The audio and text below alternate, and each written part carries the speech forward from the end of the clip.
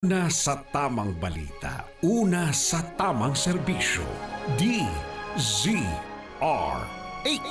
78 taon ng paglilingkod sa pagbabalita. DZRH, subok na sa balita.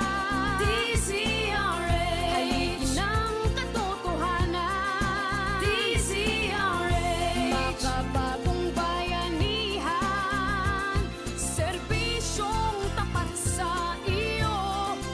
DZRH. Miyembro ng KBP, kapisanan ng mga broadcaster ng Pilipinas. MBC Network News, broadcasting nationwide, worldwide, and netwide. From MBC Manila Broadcasting Company in Pasay City, ito ang MBC Network News. Sa headlines ng MBC Network News, Special Edition. Pag-aalis ng martial law sa Mindanao bago ang sona ni Pangulong Duterte, malabo pa. Tulong sa mga biktima ng lindol sa Leyte, siniguro ng Malacanang. Singil sa kuryente, tataas ngayong Hulyo. Mga haligi ng tahanan, karaniwan umanong suspect ng rape sa probinsya ng Quezon. Lalaking nagmumumura at nagsisisigaw sa isang remittance center, umani ng pambabash sa social media. Alamin ang mga karumal-dumal na krimeng naganap sa kasaysayan ng Pilipinas. Bagong ID system para sa mga OFW ilulunsad. Nanay ni Onyok sa Ang Probinsyano, di umano'y may karelasyong cameraman. Tekla, nagsalita na sa pagkakatanggal niya sa Wawawin.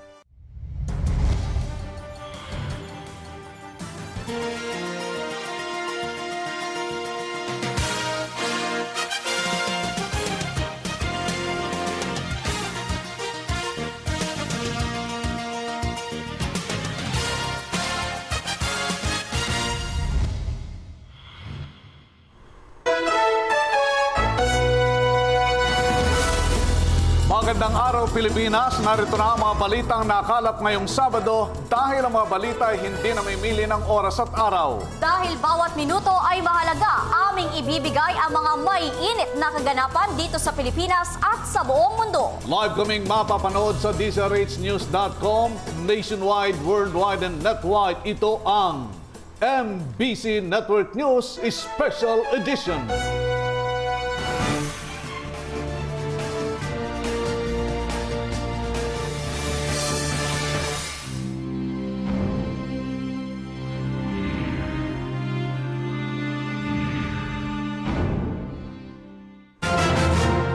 Para sa ating top story, malabo pa rin na agarang maalis ang implementasyon ng martial law kahit pa ilang araw na lang ay isasagawa na ang ikawalong SONA o State of the Nation Address ng Pangulo. Ayon nga kay Pangulong Duterte, nakadepende pa ang kanyang magiging desisyon sa mga sundalo at pulis na aktual na nakikita at nararamdaman ang mga nangyayari sa bakbakan. Para sa kabuang detalye ng balitang iyan, narito ang ating report. Nakadepende sa mga sundalo kung ililift o aalisin na ni Pangulong Rodrigo Duterte ang martial law sa Mindanao. Ayon sa Pangulo, hindi sa kanya nakasalalay kung kailangan pa bang palawigin o kailangan ng itigil ang batas militar sa rehiyon. Paliwanag niya, wala siyang kakayahang maestima kung mayroon pa bang panganib sa rehiyon o wala na at kung mayroon pa bang takot na namamayani doon. No, and hindi ako ang nagano. It's the armed forces and the police. I consulted them and said it was critical. Ang magsabi sa akin na hindi na critical, ang armed forces, pati ang police. I do not have an independent study of how things are on the ground. It's not my job. And I cannot do it physically even. So I have just to rely on the word of the armed forces and the police because they are the one keeping this republic healthy and alive. Pag sinabi nila wala ng delikado and everything is okay, then that is the time that they will lift martial law. Otherwise,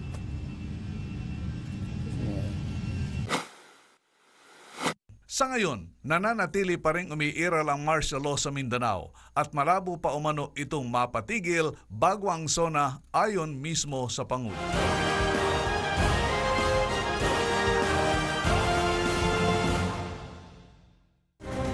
Samantala, for the second time, hindi pa rin natuloy sa lakad si Pangulong Duterte patungo sa Marawi matapos na hindi pa rin umayon sa kanyang lakad ang panahon. At para sa kabuang detalye ng balitang yan, narito ang ating report. Sa ikalawang pagkakataon, muli na namang nabigong makarating si Pangulong Rodrigo Duterte sa war zone sa Marawi City dahil sa panahon. Batay sa Pangulo, gustuhin man niyang maging present para sa mga sundalong nakikipagbakbakan sa Maute Group, hindi naman niya mapipilit ang panahon kung hindi ito inaadya para sa kanya. Gayunpaman, patuloy ang ginagawang paraan ng pamahalaan upang makarating ang tulong sa mga sundalong lumalaban para sa kapayapaan sa Marawi. be with the men, the fighting forces of government. I should show my face there. Hindi naman pwede yung peacetime ka na pumunta. Hindi naman yung sabihin mo na you place yourself in jeopardy. But somehow during the fighting, you should show yourself that you are with one in our desire to protect the Republic. Well, this is the second time. The last time I was not able to go in because also of the weather. Dito naman ngayon, ganun rin ang nangyari. And you were circling many times but we could not penetrate the, well, it was really squall. So we waited in the camp for the skies to clear up, but pagdaan namin, wala, it was raining the whole day sa Marawi.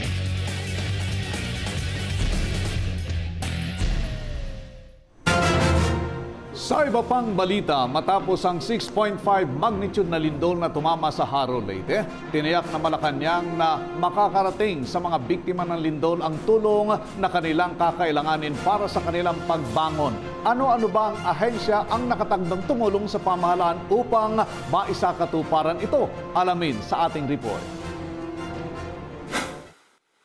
Tiniyak ng Palasyo ng Malacanang na tutulungan ng pamahalaan ang mga biktima ng malakas na lindol sa lalawigan ng Leyte at iba pang lugar sa Eastern Visayas. Ginawa ni Presidential Spokesperson Secretary Ernesto Abella ang pahayag matapos ipag-utos ni Pangulong Digong Duterte na ipagkaloob ang kaukulang tulong sa mga biktima ng lindol.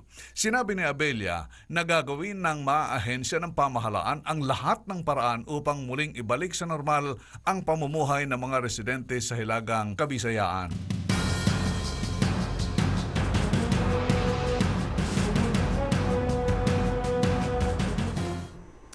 Samantala, dakuan naman natin ang mga balita mula sa probinsya. Balita mula sa Quezon Province. Mga haligi ng tahanan, karaniwan umanong suspect ng rape sa probinsya ng Quezon.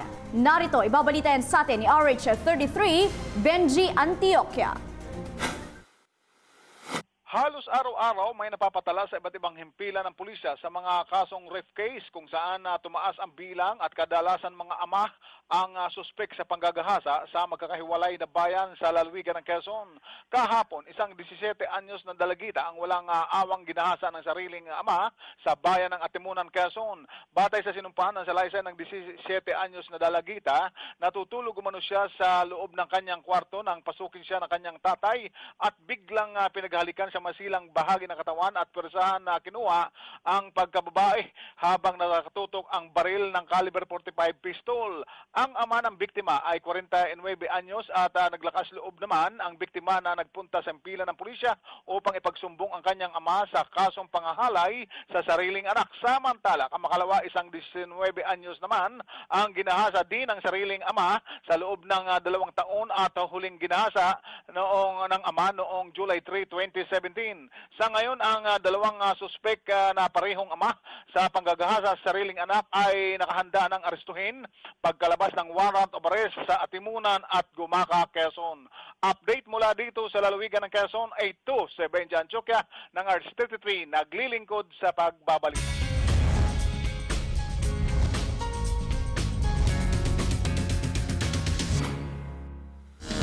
Samantala, partner, bago ang katatapos lang ng ating mga mabibigat na balita, narito naman, medyo light naman tayo. Correct. Ayan, mag-showbiz na muna tayo, partner. Aha, nanay ni Onyok sa Ang Probinsyano, di umano'y may karelasyong Nako. cameraman. Naku naman. Si RH43, Rocky.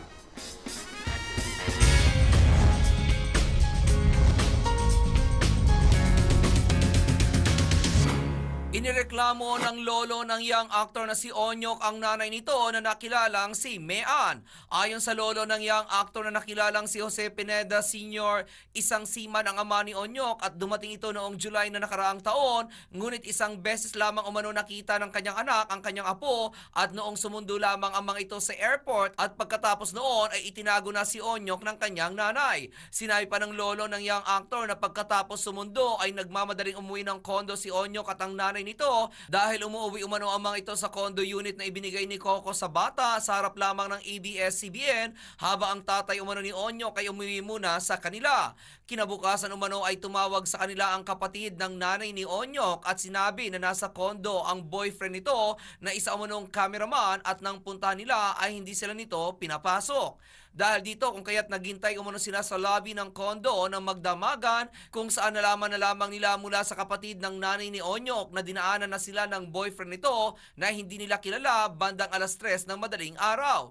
Noong humingi umano sila ng tulong sa kanyang balay at sa tita ng nanay ni Onyok ay saka lamang sila nito pinapasok sa kondo ngunit wala na doon ang boyfriend nito. Ayon pa rin kay Mang Jose, ito pa raw ang nagdemanda dahil hindi umano nagbibigay ng sustento ang kanyang anak kay Onyok samantalang 10,000 ang nakalaan buwan-buwan sa bata at ayaw lamang nitong kunin sa kanila. Sa katunayan umano ay nagbukas sila ng account sa bangko upang doon ilagay ang 10,000 pisong buwan-buwan na sustento ng ama ni Onyok. Garalgal din ang boses ni Mang Jose nang manawagan ito sa nanay ni Onyok na kung may away ito at ang kanyang anak ay huwag siyang idamay na lolo ng bata dahil blinak na umano silang pamilya ng nanay ni Onyok sa Facebook. Samantala, bukas naman kami para sa panig ng nanay ni Onyok. At yan aking balita, ako naman si RH43 Rocky, ang inyong kaliga sa mundo ng showbiz.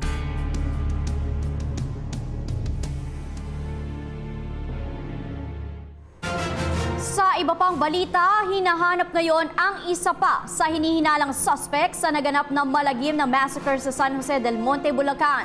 Ayon sa report, matapos na mailibing ang mga biktima nito lamang Miyerkules, ay siya ring pagkawala ng naturang hinihinalang suspect. Ano ba ang nangyari at nawawala ito? Alamin natin sa ating report. Isa pang itinuturing na suspect sa Bulacan Massacre ang napaulat na missing o nawawala. Ayon sa impormasyon, hindi na matukoy ang kinaroroonan ni alias Tony mula nang umalis sa kanilang bahay sa syudad ng San Jose del Monte. Sinabi ng source na huling nakita sa kanilang lugar si Tony noong Miyerkules o sa araw na inilibing ang 5 biktima ng massacre. Ang naturang suspect ay kabilang sa mga itinuturo ng pangunahing pinaghihinalaan na si Carmelino Ibanez na kasama din niya sa naturang karumal-dumal na krimen. 2 sa kanyang naunang isinabit din sa massacre ay magkasunod na pinatay noong nakalipas na linggo. Samantala, isang masakit sa bulsang balita. Nakatakdang magtaas na naman ang singil sa kuryente ngayong buwan ng Hulyo. Magkano ang itataas nito? Alamin sa detalye ng ating report. Bahagyang tataas ang singil sa kuryente na 8 sentimo per kilowatt-hour ngayong buwan. Dahil dito sinabi ng Meralco na magiging 8 pesos and 25 centavos na kada kilowatt-hour ang halaga ng kuryente mula sa 8 pesos .17 per kilowatt-hour noong June. Ang pagtaas ay bunsod ng mas mahal na kuryente na nalilikha ng mga planta ng kuryente o generation charge. Nangangahulugan ito na ang mga kumukonsumo ng 200 per kilowatt hour ay magkakaroon ng dagdag na 15 pesos 0.23 centavos sa kanilang total bill, 22 pesos 0.84 centavos sa gumagamit ng 300 kilowatt hour, 30 pesos 0.45 centavos sa 400 kada kilowatt hour at 38 pesos 0.7 sa 500 kilowatt hour.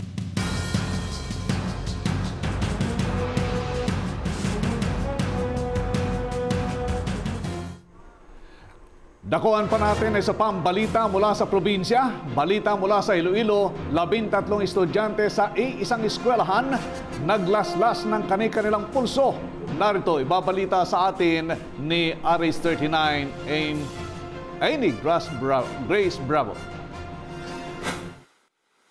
Iba-iba ang rason ng 13 estudyante mula sa grade 9 hanggang grade 12 sa bayan ng Anilaw, Iloilo kung bakit sinugatan nila ang kanilang mga braso. Ayon kay Mrs. Analiza Apora, na principal ng Anilaw National High School, ipinatawag niya ang mga estudyante upang tanungin kung bakit nagawa nila ito. May estudyante umanong naglaslas dahil na hindi matanggap ng kanyang ama na bakla siya. Meron namang palaging pinapagalitan ng kanyang ina dahil sa pagsama sa kanyang boyfriend, at ang isang estudyante ay nagsabing naiinggit siya nang nakita na may sugat ang ibang estudyante kaya sinunod niya ang kanilang ginawa. Magpapatawag ang paaralan ng PTA meeting upang mapag-usapan ang problema ng mga estudyante.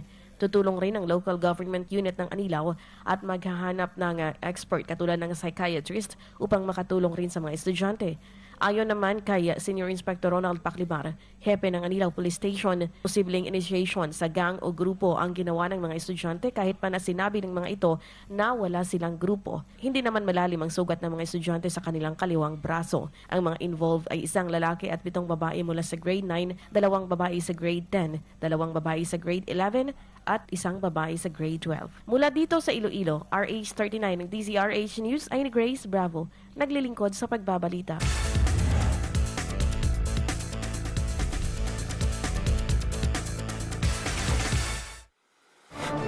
Para naman sa ating trending news, isa namang lalaki ang trending ngayon sa social media.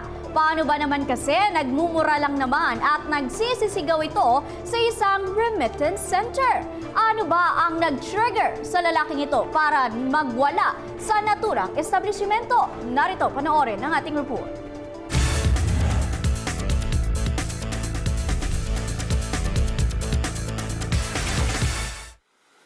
Viral ngayon sa social media ang isang lalaki matapos magwala sa loob ng LBC branch sa Tanawan, Leyte.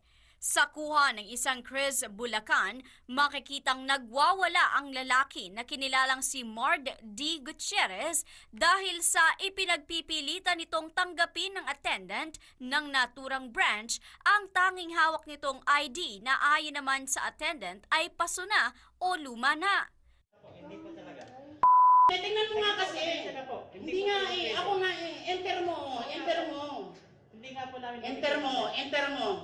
Next ko, sir. Tingnan mo, sir. O sige, enter mo muna. Hindi nga po Makikita yan. Binayagan yan eh. Hindi po pwede. Inis ka na yung ID na yan sa kasi pinakuha ko sa kanya yung copy ng ID eh. Inis ka na yan sa CIMD eh. Ayan nga oh. Kaya nga nilabas ko eh. Hindi nga po yung pwede yung ID. Hindi nga. Kailangan na po namin ng ano po eh. Sige na. Ako nga. Paano ba, ako nga ang... Hindi nga po namin makikita dito, sir. Kasi tayo Ako nga eh. Kahit na ako naman eh. Oo nga po, hindi po pwede siya. Makikita yan. Hindi nga po. Tumawag na ako sa CIMB eh. Yung sa CIMB po kayo didiretso. Oh, wala may CIMB ba dito? Hindi. Tingnan mo, ikaw tatanungin ko. Provide po siya ng valid ID. Valid ID naman ang tatlo na yan eh. Iyan ang ID eh. Ang valid ID sa amin, sir, 2016, 18 na po. 17, 18 na po yung ano. Kahit na ID pa din yan ang ginagamit. Ano po ba tawag sa valid ID, sir? Oh, valid ID. Basta yung ginagamit na ID. Pasensya na po. Hindi po talaga kami pwede nag-accept ng hindi valid ID. Okay na. Magpiprint tayo ng bagong ID. Mumurahin ka, sasampal ko sa mukha. Sige, sir. Sampatin niyo po ako. Ano pangalan mo? Abel Parak po. Ano pangalan mo? Picturean ko. Record natin yung... Okay na, sige, record mo. O sige, wala ako pala. Sige po. Okay na. Recorded. O sige. Wala akong nire-record. itaas ang batas yun. Wala akong pakialam, manahimik ka ha. Anong pangalan mo? Bilisan niyo po, ano po? Bitawan mo ako! Nasasakal po ako. Masyado lang. Yung sa SM ang kailangan ko. Opo, ito. Kung gusto mong reklamo sa police station ka, tapang ka Yung talaga. yung SM na ID. Ano nga pangalan niyo, sir? O, tinan mo, ginalaw mo. Kukunin pero sa mga pangalan niyo, sir. Kunin niyo. Ano na, susulat ko. Kasi, Bitawan mo ako, pipicturean ko yung ID. Yung isang ID mo, LBC. hindi na pala po. Hindi na po kayo. Hindi, nakakalat kita sa Facebook. Gago ka. Nagkaroon sila malaking utang na sa Pilas. Okay lang po. Sige, mamaya ka sa akin. Opo. Ngunit, giit ni Gutierrez, valid ang naturang ID dahil nagamit pa umano niya ito at tinanggap ng CIMB Bank. At sa katunayan, ay nascan pa umano ng nasabing bangko. Gayunpaman, hindi nagpatinag at ipinagpilitan pa rin ng naturang attendant na bawal sa kanilang pulisiya ang gamit na ID ni Gutierrez. Dahilan kung kaya't lalong uminit ang ulo nito at nagbanta pa ang lalaki na babalikan niya ang attendant. Wala ring haba sa pagmumura si Gutierrez laban sa attendant na mahahalata namang kinukontrol ang kanyang pasensya upang hindi pa lumala ang nagaganap na eksena. Sa ngayon, deactivated na ang social media ni Gutierrez dahil sa kaliwat ka ng pambabash na inani nito mula sa mga netizen.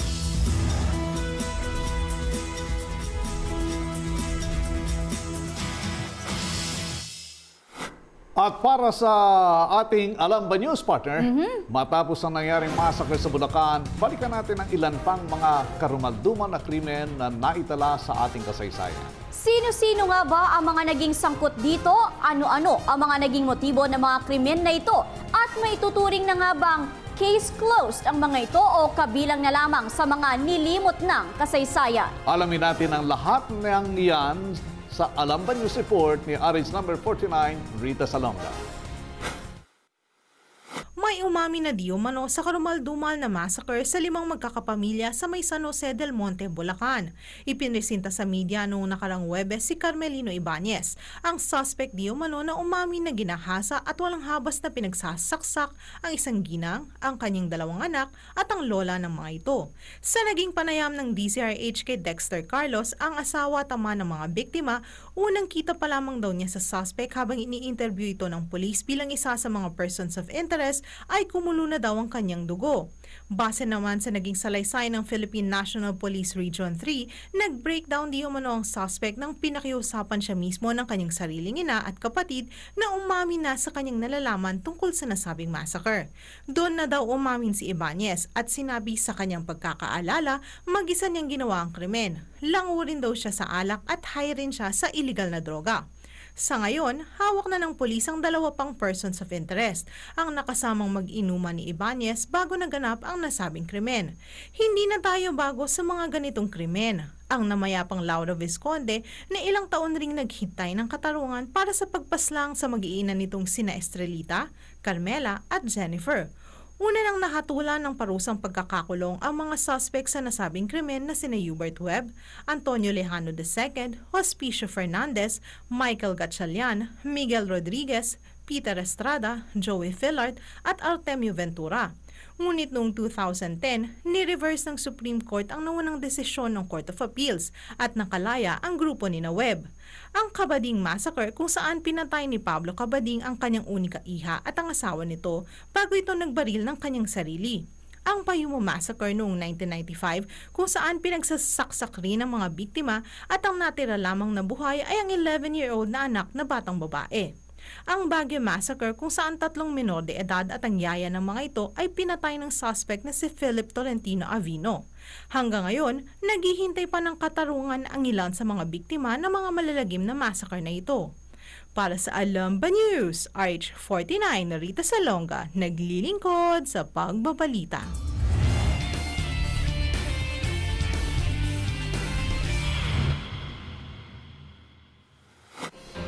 At partner, this time around, isa na namang magandang balita para sa mga kababayan nating OFW. Meron bang mga magandang incentives yan, partner, na matatanggap ang mga bagong bayani ng ating bayan? Alamin natin muli.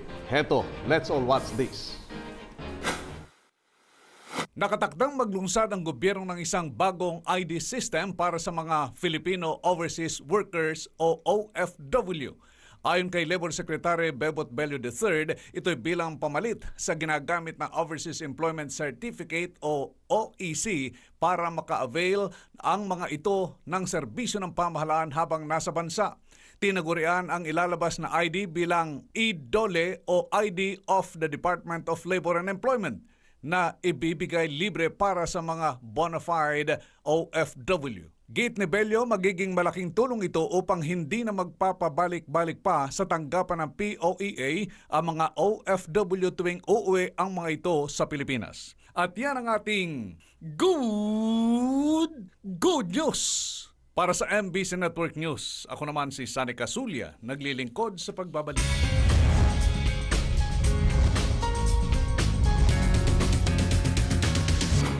Kinumpirma na ni Tekla ang kanyang pagkakatanggal sa afternoon variety game show na wawawin ni Willie Revillame. Sa kanyang Facebook account, sinabi ni Tekla na tuluyan ang nagtapos ang kanyang journey sa wawawin, ngunit wala umuna siyang hinanakit na nararamdaman kundi purong pasasalamat kay Willie dahil sa chance na ibinigay nito sa kanya.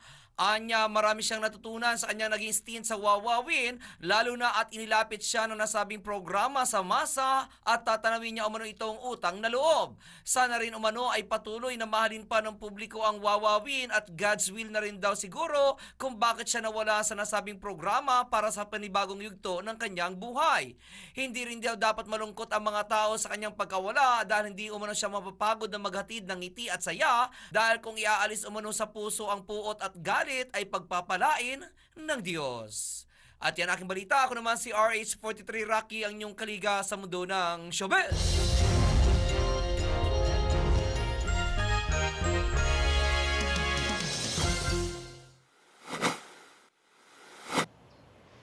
Magandang araw, Pilipinas. Muli na namang sinubok ang tatag ng ating bansa matapos tumama ang malakas na lindol sa bahagi ng Visayas. Sa unti-unti nating pagbangon, mahalaga ring mamonitor natin ang lagay ng ating panahon. Dahil dyan, narito ang forecast ngayong araw. Malaking bahagi ng Luzon na makakaranas ng maaliwalas na panahon maliban na lang sa Palawan kung saan magpapaulan ang ITCZ o Intertropical Convergence Zone. Sa mga mag-weekend getaway naman sa Baguio City, may enjoy nyo ang lakad, lalo pa kung gusto mo ng bahagyang malamig na panahon. Ang temperatura kasi nasa pagitan lamang ng 17 to 26 degrees Celsius. Sa Metro Manila, maganda ang panahon, favorable sa iyong tambak na labada. Pero sa hapon o gabi, make sure na maipasok ang mga damit dahil posible pa rin ang pagkakaroon ng thunderstorms. Sa Visayas, maliban sa aftershocks, dapat maging handa rin sa posibilidad ng mga pag-ulan at pagkidlat pagkulog. Ang temperatura sa Tacloban at Metro Cebu nasa pagitan ng 25 to 31 degrees Celsius. Sa mga residente naman ng Iloilo at Bacolod, asahan ng maulap na panahon, kaya doble ingat at maging alerto hindi lamang sa mga pagyanig, kundi ganun din sa mga pag-ulan. And lastly, for Mindanao, dahil sa ITCZ, maulan ng panahon sa Cagayan de Oro at Zamboanga. Isolated rain showers or thunderstorms naman ang posibleng maranasan ng mga residente sa Metro Davao. Ang temperatura dyan nasa pagitan ng 24 to 31 degrees Celsius. Malaking bahagi ng ating bansa ang apektado ng ITCZ ngayon. Ang tanong, hanggang kailan kaya natin mararanasan ang mga pag-ulan? Alamin natin sa 3-day weather forecast ng Pag-asa. Sa Metro Manila, maaliwalas ang panahon mula bukas hanggang sa Martes. Magpapakita si Haring Araw pero maging handa pa rin sa possible thunderstorms sa latter part of the day. Sa Queen City of the South, Cebu, maalinsangan po ang panahon. Posible yang umabot ng 32 degrees Celsius. Gayunpaman, kasabay ng paghahanda sa aftershocks, maging handa rin sa mga pulupulong pag-ulan o pagkidlat pagkulog. At dako naman tayo sa Davao. Magdala pa rin ng payong para may panangga ka na sa init ng araw, may proteksyon ka pa sa mga pag-ulan. Ganitong weather condition ang mararanasan simula yan bukas until Tuesday. Yan ang latest mula rito sa Quezon City. Ito ang Panahon TV kung saan walang pinipiling panahon ang pagbibigay impormasyon. Ako po si Amor La Rosa, mag-ingat po kayo. Ang bahaging ito ay hatid sa inyo ng Air 21. Sagot ko, padala mo.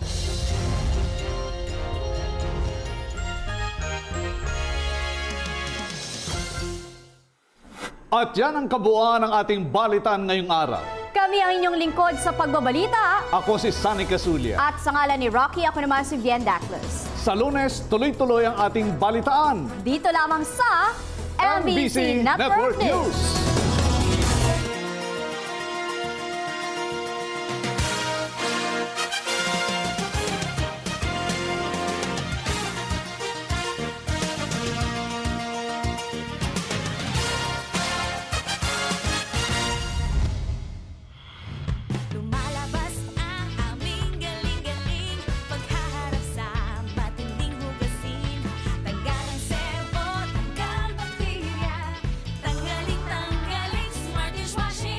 Parami na ng parami ang Smart sa hugasin. Kaya #1 na ang Smart Dishwashing Paste. May double tanggaling formula. Tanggal galing ang sebo, tanggal galing ang bacteria. Tanggaling Smart Dishwashing. Tanggaling galing sa presyong magaling din.